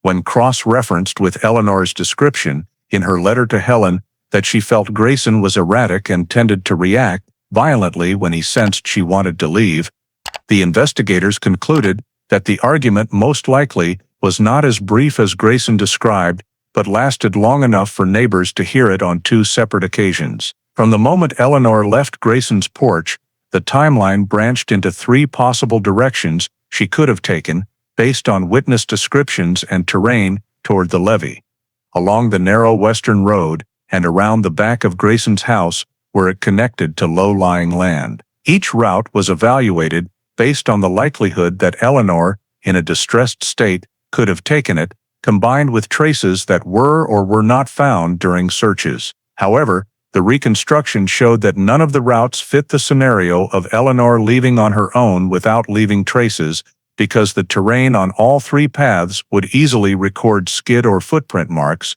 none of which were ever found. This was the point that led the cold case team to begin seriously considering the possibility that Eleanor did not leave voluntarily. In parallel, the team built a separate timeline for Grayson based on all the re-interviewed statements: the moment witnesses saw the backyard light turn on, the moment someone saw a figure resembling Grayson on the bar porch, the moment he appeared at the gas station according to the owner, and the moment the deathbed witness said he saw him transporting something heavy. When these points were plotted on the same timeline, the cold case team discovered something critical. Every instance Grayson was cited by witnesses fell into the gaps he could not account for in his two 1956 statements. These sightings not only aligned in timing, but were also compatible with reasonable travel speeds from Grayson's house to each location, if he had indeed left immediately after the argument. This made Grayson's timeline far more significant than Eleanor's. The team continued with behavioral analysis. Grayson was described by multiple witnesses as appearing tense, constantly scanning his surroundings, avoiding light, and leaving when strangers appeared. When these descriptions were entered into 2007 behavioral analysis standards, the team concluded that this was not random behavior or merely the aftermath of an argument, but consistent with the pattern of behavior to conceal a prior action, a characteristic commonly seen in individuals attempting to cover up something that occurred at home before leaving. From here, the cold case team constructed three suspected routes related to Grayson, not Eleanor. Route 1, Grayson moved a heavy object from the backyard to the low-lying area behind the house, matching the location of the scratch mark. Route 2, Grayson drove along the back road that looped behind the town to avoid residential areas, consistent with where the deathbed witness saw him. Route 3, Grayson stopped at the gas station to buy cigarettes, attempting to create an appearance of normalcy before continuing to a more remote area. When these three routes were compared to the old map, the cold case team found that all three could have been completed within the time frame between when neighbors heard the noise and when the gas station owner saw Grayson. The investigators took it a step further by reconstructing the timeline in a parallel opposing format, meaning they placed Eleanor's timeline assuming voluntary departure alongside Grayson's timeline assuming intervention. The results showed that Eleanor's voluntary departure timeline had too many inconsistencies. If she went to the levee, traces should have been found. If she entered the low woods, the ground would have recorded marks. If she headed west, at least two houses could have seen her, yet no one reported anything. In contrast, Grayson's timeline matched every scattered piece of data. The backyard light turning on coincided with when the scratch mark could have been made. The time he left the house aligned with the gaps in his statements. The location where the deathbed witness saw him transporting something heavy matched the fastest route from Grayson's house to a remote area. And his tense appearance at the gas station fit the concealment behavior description. Combining all the analysis, the cold case team concluded that the likelihood of Eleanor leaving Grayson's house alone was extremely low when compared to environmental conditions, witness statements, and behavioral data. At the same time, Grayson's timeline, when reconstructed using modern investigative methods, clearly showed purposeful movement and a connection to an unidentified heavy object on the exact night Eleanor disappeared. The 2007 timeline reconstruction therefore led to the preliminary conclusion that, given all currently available data, Grayson was the only individual with the opportunity, behavior, and time window consistent with causing Eleanor Hartwell's disappearance. After completing the timeline reconstruction and cross-referencing the entire chain of circumstantial evidence, the cold case team held a summary meeting to assess whether the case was strong enough to seek an arrest warrant for William Grayson under his new identity of Walter Green. In the report presented to representatives of the Delaware Attorney General's office, the investigators clearly stated that although there was no direct physical evidence, the chain of facts collected over more than half a century, including Grayson's contradictory statements, the backyard scratch mark consistent with coercion, the 1983 photograph documenting the concrete surface, the 1978 deathbed statement describing Grayson transporting a heavy object on the night of the disappearance, unusual behavior at the gas station and bar, and Eleanor's unsent letter revealing her anxiety before vanishing, formed a powerful system of circumstantial evidence sufficient to establish reasonable suspicion under 2007 legal standards. The cold case team emphasized that the modern timeline reconstruction process had clarified a crucial point: every possible direction Eleanor could have taken was incompatible with reality. If she had left alone, while all of Grayson's behavior and appearances at key locations aligned with a concealment pattern, the confirmation that Grayson was living as Walter Green in Elkton, Maryland, combined with his decades-long anonymous lifestyle, was evaluated by the team as evidence of flight behavior, falling within the category of factors the law permits considering when assessing flight risk. In the arrest warrant application, the cold case team highlighted 5 core points. First, Grayson was the last person to see the victim. Second, his statements changed repeatedly over time. Third, the backyard scene showed unexplained disturbance. Fourth, the chain of additional witnesses from 1956 to 2006 all indirectly confirmed his unusual behavior on the night of the disappearance. And fifth, the reconstructed timeline ruled out the possibility of the victim leaving voluntarily. These factors, when presented as a tightly linked system of circumstantial evidence, met the probable cause standard, the legal requirement for requesting an arrest warrant in cold cases without a victim's body. The prosecutor's office reviewed the entire report, assessing the reliability of each group of facts and their interconnectedness. Although acknowledging the absence of direct evidence, the prosecutor concluded that under the law and modern investigative context, the circumstantial chain was strong enough to prove Grayson likely caused Eleanor Hartwell's disappearance and had concealed his actions for decades. The arrest warrant application, along with all appendices, including map analysis, reconstructed timeline, re-interviewed witness statements, the unsent letter, the 1983 photograph, and Grayson's behavioral report under 2007 analytical standards, was submitted to a Delaware Superior Court judge.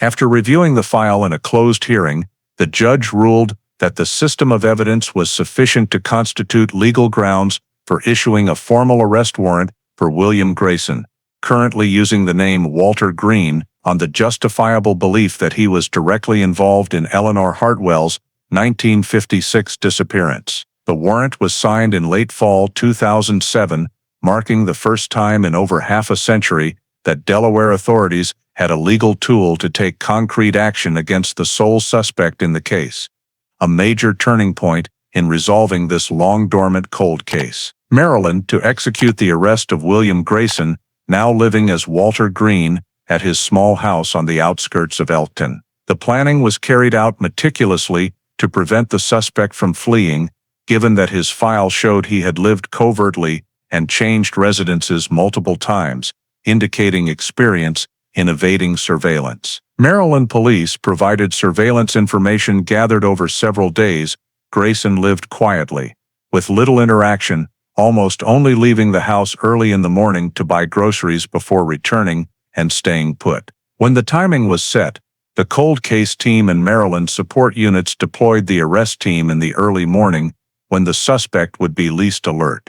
3 unmarked vehicles stopped a short distance from the house, and officers approached from multiple directions to ensure no escape route. One officer knocked on the front door, while 2 others moved to the back to block that exit. When the door opened, Grayson, a man in his 70s but still thin and agile, appeared more surprised than frightened. When the officer said the name William Grayson, his eyes froze for a split second, as if he immediately understood what was happening and knew his old identity had been uncovered. However, instead of a strong reaction, he simply stood still, neither running nor resisting, only looking around as if assessing the extent of the police perimeter. When asked to put his hands forward to be cuffed, Grayson complied without argument, but his demeanor was unusual, calm, almost cold, as if he had been prepared for this moment for a long time. One officer noted that Grayson kept scanning the backyard, exactly as many 1956 witnesses had described his habit of checking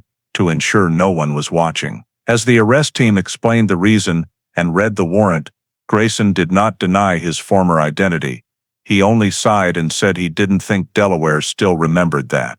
This attitude was recorded in the report as a clear sign of the suspect's awareness of why he was being arrested, showing he was not entirely surprised, only resigned that his identity change could no longer protect him.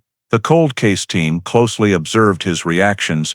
Grayson did not ask for specific reasons, did not deny involvement, and did not immediately request a lawyer. He remained silent. A common response from individuals who know initial resistance would be pointless. As he was led out of the house, he only glanced back at the door once, showing no attempt to avoid cameras or cover his face like many suspects, leading the team to assess that he was accustomed to controlling his emotions in tense situations. Immediately after completing the arrest procedures in Maryland, police transferred Grayson to Delaware authorities. The extradition took place the same day to prevent the suspect from altering statements or causing any legal delays in Maryland. On the drive back to Delaware, Grayson maintained his silence, looking out the window, asking no questions related to the case file. One officer noted that he did not appear anxious, but rather seemed to be calculating something, staying alert, and observing every surrounding detail. When the convoy arrived at Delaware State Police Troop 2, Grayson was taken to the interrogation room reserved for cold cases. Bringing the suspect back to the very location where the file had been reopened was seen as a necessary step to ensure the entire subsequent process remained within the legal jurisdiction of the state where the incident occurred. The investigators made a final note of Grayson's demeanor before questioning. He sat upright, hands placed in front of him, showing no trembling, regret, or fear. Unlike many older suspects who are overwhelmed when confronting their past, Grayson maintained a calm expression, making the team even more cautious because it suggested he may have been mentally prepared for the possibility of arrest for a very long time. The transfer of Grayson back to Delaware, after decades of a frozen file, officially opened the opportunity for authorities to confront face-to-face the man who had stood on the sidelines of Eleanor Hartwell's disappearance for more than half a century. Immediately after William Grayson was arrested and transported back to Delaware, the cold case team, in coordination with Maryland police, conducted a full search of the house where he had been living as Walter Green to seize any documents, papers, or items that could help reconstruct the suspect's movements on the night Eleanor Hartwell disappeared in 1956. The search warrant was executed the same day to prevent evidence from being lost or interfered with by others. As the investigators entered the house, the first thing they noticed was the excessive neatness of the living space. Everything was meticulously organized, with almost no personal items reflecting a private life. This was consistent with the profile of someone who had used a new identity for decades and always lived discreetly, avoiding leaving traces. The investigators focused on 3 main areas: the bedroom, a small office next to the kitchen, and the shed in the backyard. In the office, they discovered a drawer containing numerous old maps, mostly of areas bordering Delaware and Maryland from the 1960s, 1980s. Notably, among them was a 1955 map of St. George's, worn at the edges but still legible. This was a map very few people retained because the small town had limited printed copies, making Grayson's possession of it after more than 50 years a point of significant interest. Next to the map was a small notebook containing brief notes about dirt roads south of St. George's, drainage ditches and trails leading to the reed beds, areas examined during the 1956 searches. The investigators noted that the notes contained no explicit descriptions or confessions, but their existence in Grayson's personal documents indicated he still had an interest in the area where Eleanor disappeared. The team then moved to the backyard shed, where they found a wooden box sealed with old wire. When opened, it contained several items that, while not bearing distinctive marks, held value in terms of behavioral patterns, old vehicle paperwork, gas receipts from various years, and especially a short logbook about easy-to-travel distances between rural Maryland areas and backroads bordering Delaware. Some entries matched the route the 1978 deathbed witness said he saw Grayson stop on. Upon deeper inspection, the investigators found another map marked in red ink at locations that exactly matched the points the cold case team had reconstructed in the 1956 timeline: the levee bank, the railroad, the low woods, and the southern town ditch. There were no explanatory notes, but the positional overlap led the map to be regarded as strong corroborating evidence for the hypothesis that Grayson had moved through these areas on the night Eleanor disappeared. Additionally, police seized various employment papers and tax receipts from the 1960s, 1980s, confirming the travel history the cold case team had pieced together during the identity trace. These documents were not directly related to the crime, but helped prove Grayson had used a different identity to conceal his trail for an extended period. Upon completing the search, the cold case team compiled all seized evidence into a report: the 1955 St. George's map, notes related to rural routes, the map marked with locations matching the reconstructed timeline data, and documents confirming Grayson's post-Delaware movements. The evidence obtained contained no confession or direct physical proof, but given the powerful linkage it created with the reconstructed file, it was regarded as the first time authorities had physical documentation strongly reinforcing Grayson's 1956 movement and behavior pattern. Completing the necessary preparation for the next phase of the investigation into Eleanor Hartwell's disappearance, the 2007 trial of William Grayson became one of the most notable nobody cases in Delaware history, as the prosecution had to prove the suspect's involvement in the disappearance of Eleanor Hartwell without a body, without direct physical evidence, and with the entire sequence of events having occurred more than half a century earlier. Right from the opening statement, the prosecution emphasized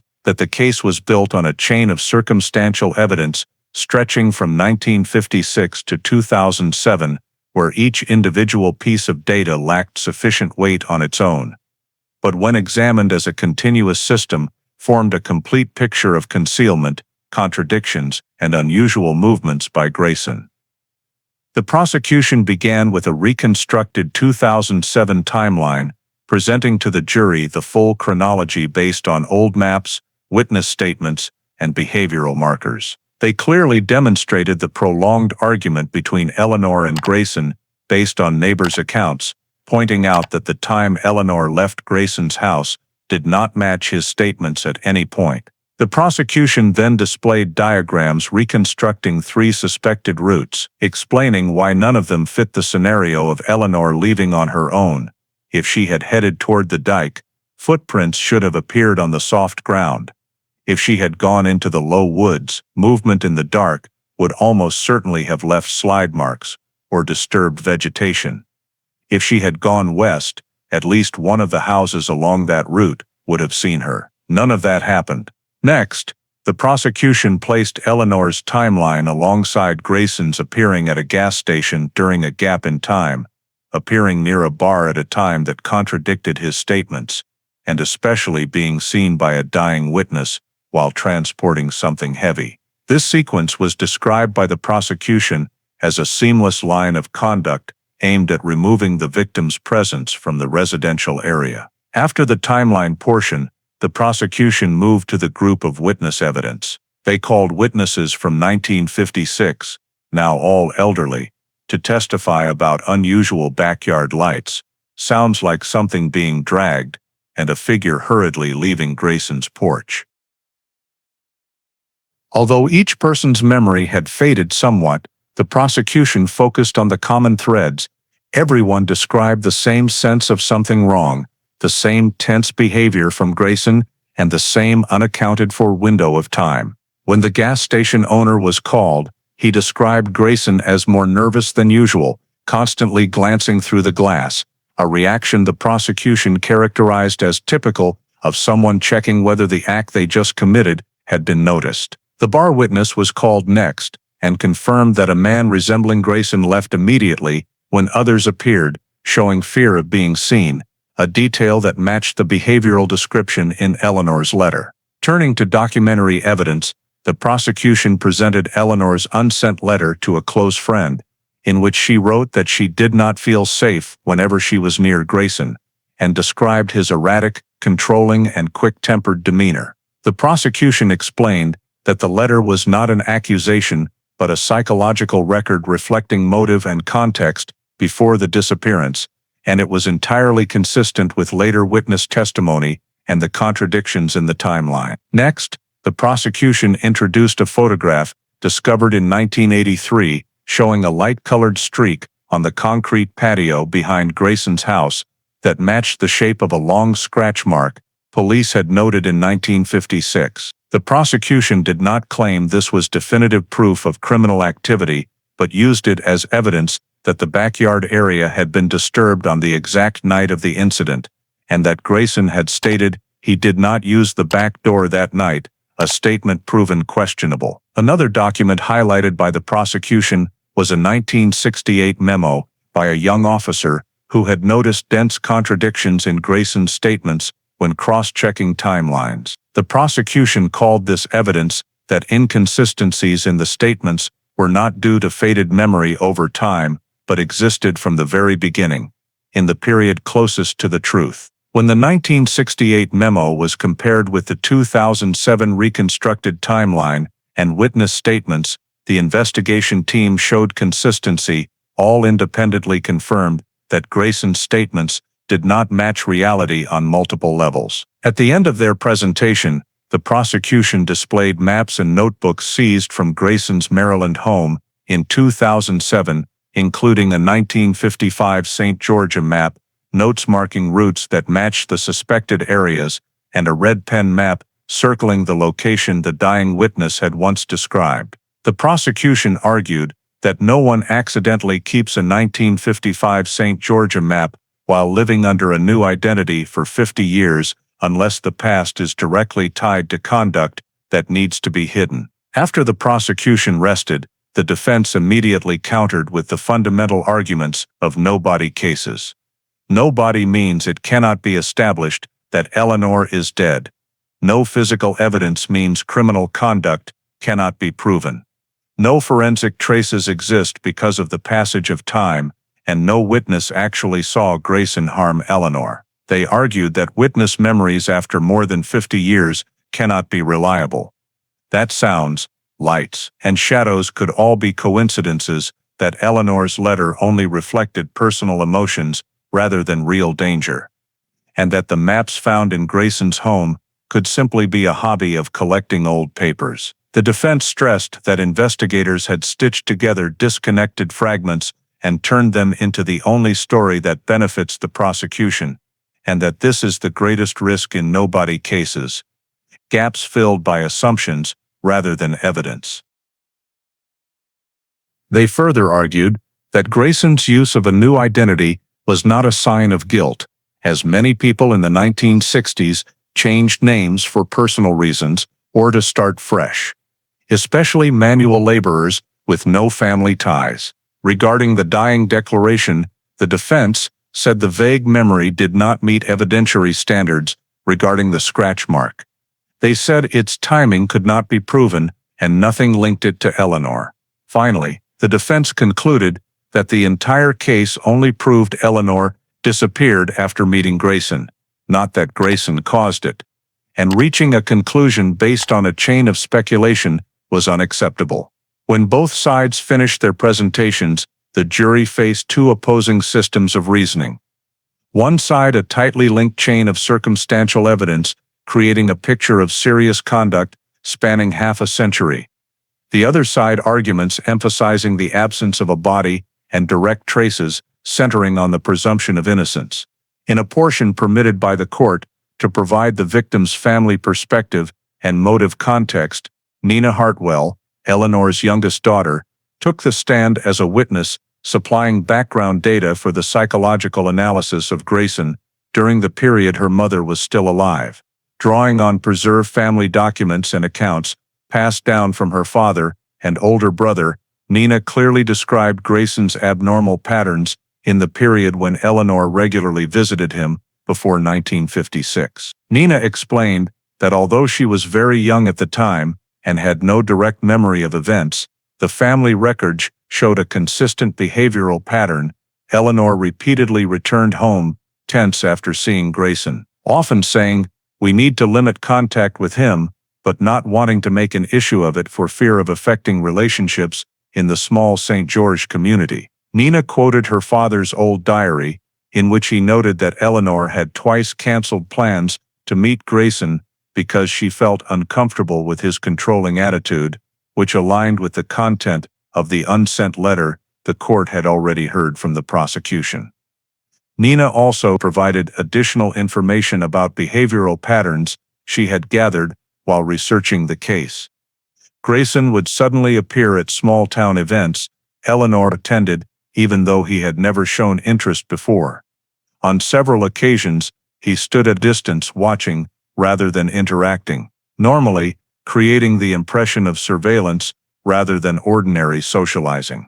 These details were offered by Nina not as accusations, but to illustrate the shift in Grayson's social behavior in the period leading up to Eleanor's disappearance. Nina also addressed her mother's gradual isolation.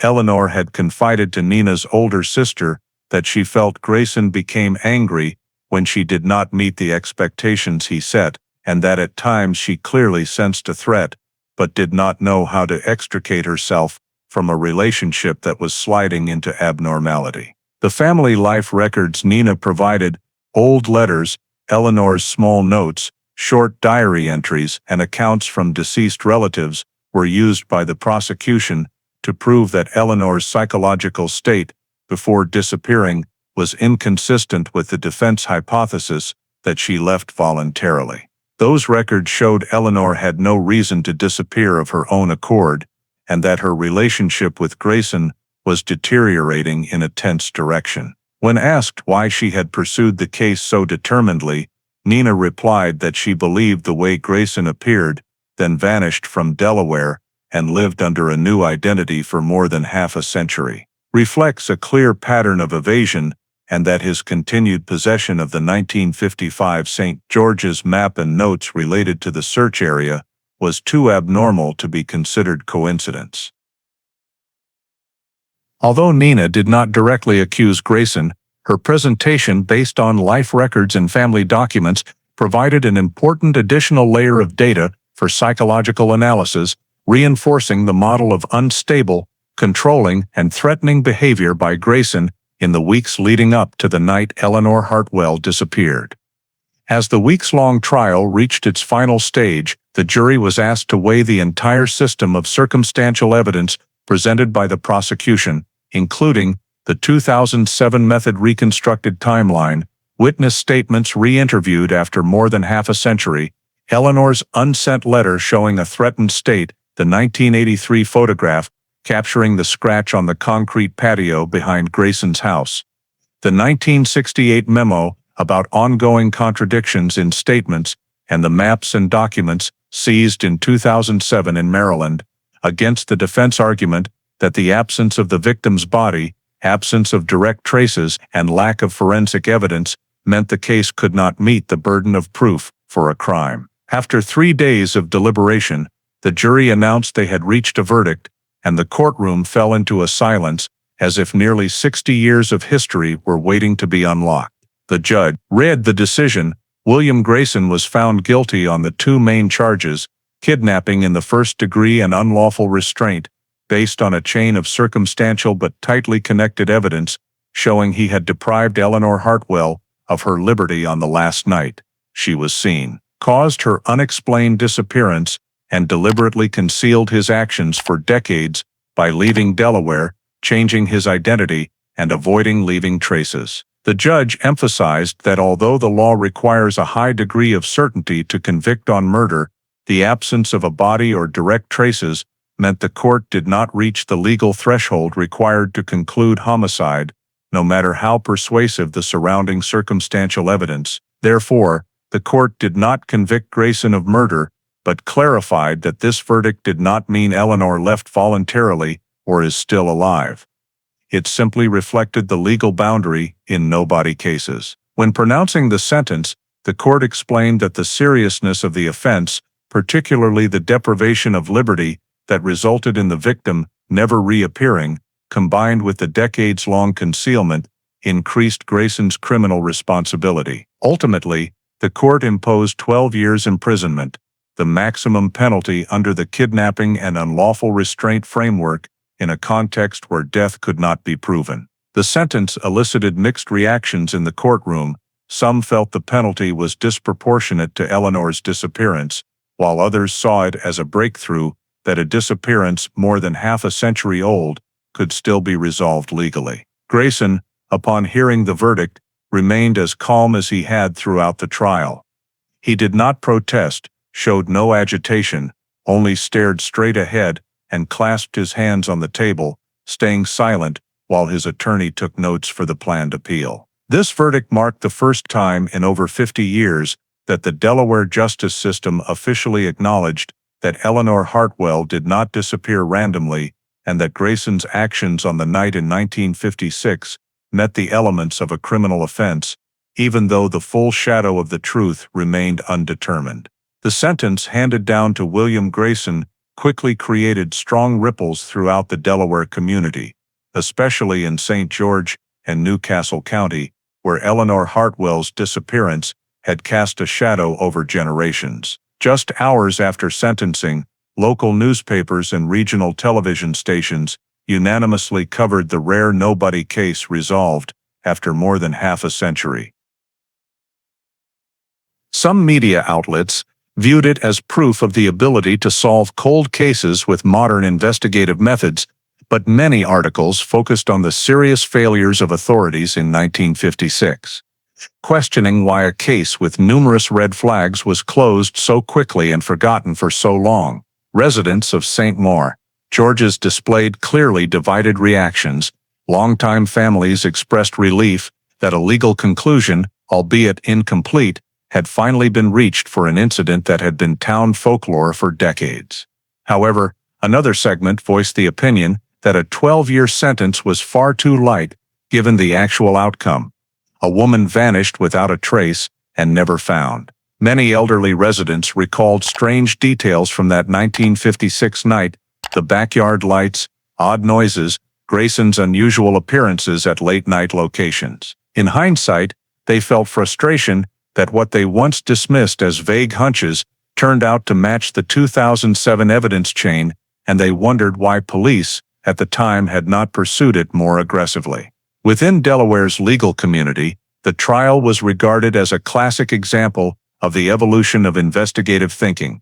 If in 1956, the tools and standards were insufficient to evaluate the file, the same data in 2007 was strong enough to form the basis of a criminal conviction. Some attorneys judged that the lack of a body making a murder conviction impossible was consistent with legal standards. Yet they agreed that the circumstantial chain had been built so tightly that Grayson's criminal responsibility could hardly be ignored. At the same time, many cold case experts saw the verdict as proof of the value of preserving old records, detailed note-taking, and never dismissing small inconsistencies in statements, because those very data points, when reassembled with modern thinking, formed the foundation of the case. For the public, the sentence sparked widespread debate about the responsibility of 1956 investigators. Numerous editorials pointed out that failing to obtain a warrant to search Grayson's backyard, failing to deeply probe contradictory statements, and closing the file prematurely had cost almost all chance of discovering the truth while traces were still fresh. Several missing persons advocacy groups used the Eleanor Hartwell case as a prime example of the need to reform investigative procedures, especially in cases involving domestic violence or relationships with controlling elements. Public trust in Delaware's justice system was both strengthened and tested, strengthened by the fact that the case was finally revisited and handled under new standards, yet tested by the realization that if the 1956 system had worked more thoroughly, Eleanor might not have vanished without being searched for during those critical first hours. Nevertheless, the sentence created a sense of relative closure for many who had lived through the events of that year.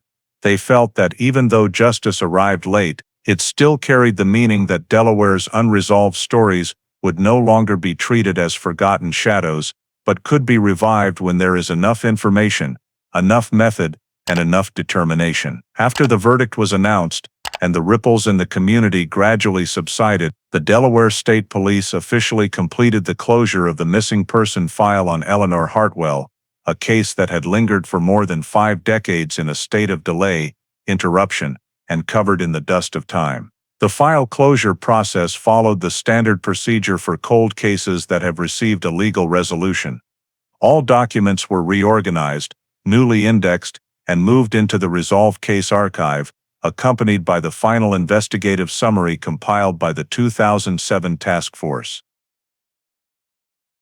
In that summary, the investigating agency clearly stated that although Grayson had been convicted of kidnapping and unlawful restraint, the ultimate truth about the location of Eleanor's remains remained an unanswered question. And while the law had put a period on the suspect's criminal liability, the physical search for the victim had not ended. For this reason, Eleanor's file was transferred to the resolved but open search category, meaning the case had a legal resolution, but the search for the victim's remains would be maintained whenever new information emerged. The Delaware State Police announced that if, in the future, anyone discovered bone fragments, personal belongings, or any clue related to the area suspected in 1956, they would immediately conduct forensic analysis to confirm identity. This was the point the agency emphasized to show that closing the file did not mean the case was forgotten. It simply shifted to the most practical phase of preserving the truth under current conditions. For the Hartwell family, the end of the trial marked a significant milestone, even though it did not provide all the answers they had hoped for. Nina and the remaining family members decided to hold a formal memorial service in St. George's, on the very land where Eleanor had once lived, to mark 51 years since the day she disappeared. They placed a small memorial stone on the property near the levee entrance, the spot where the last witness had seen the silhouette of a woman walking in the night of 1956. And during the ceremony, the family recounted memories of Eleanor, her gentle nature, her patience, and her kind heart, as a way of affirming that the case was not just a legal event, but a human story. The memorial also became an opportunity for the town's community to reflect on the long road the case had traveled from the initial investigative mistakes in 1956. Through the many years the file was forgotten, to the family's persistence and the cold case team's efforts that led to the 2007 trial. Attendees said they felt relief that justice finally had a clearer shape, even if it was not complete. After the memorial, the family submitted a formal request asking authorities to keep open the possibility of searching for the remains using modern technology whenever conditions allowed in the future. The investigating agency agreed and placed the Eleanor case on a priority list for any future land surveys, forensic excavations, or stratigraphic analyses in the area once considered Grayson's suspected route. At the end of 2007, the Delaware State Police issued a press release confirming that the Eleanor Hartwell case was considered legally resolved, but still had one unfinished part regarding the location of the victim's remains, and that they would continue to monitor any information the public submitted, no matter how small. For the family, the community, and the investigators who had spent months turning over every old page of the file, the case ended with a mixture of closure and continuation, of justice achieved and mystery not yet erased. 51 years after the night Eleanor Hartwell vanished from Grayson's porch, the case finally reached its official conclusion, not by finding her body, but by clearly establishing legal accountability and returning to the family a measure of peace they had waited far too long to receive. In the story of Eleanor Hartwell's disappearance and the 51-year journey to find the truth, many details deeply reflect issues that American society still faces today, especially in criminal investigation, community responsibility, and victim protection. One major lesson comes from the initial mistakes made by investigators in 1956. Failing to search Grayson's backyard immediately after the suspicious report, failing to treat the scrape marks on the cement as potential evidence, and failing to properly assess the risk level in the strained relationship between Eleanor and Grayson. These errors mirror a real problem that still exists in many American communities today.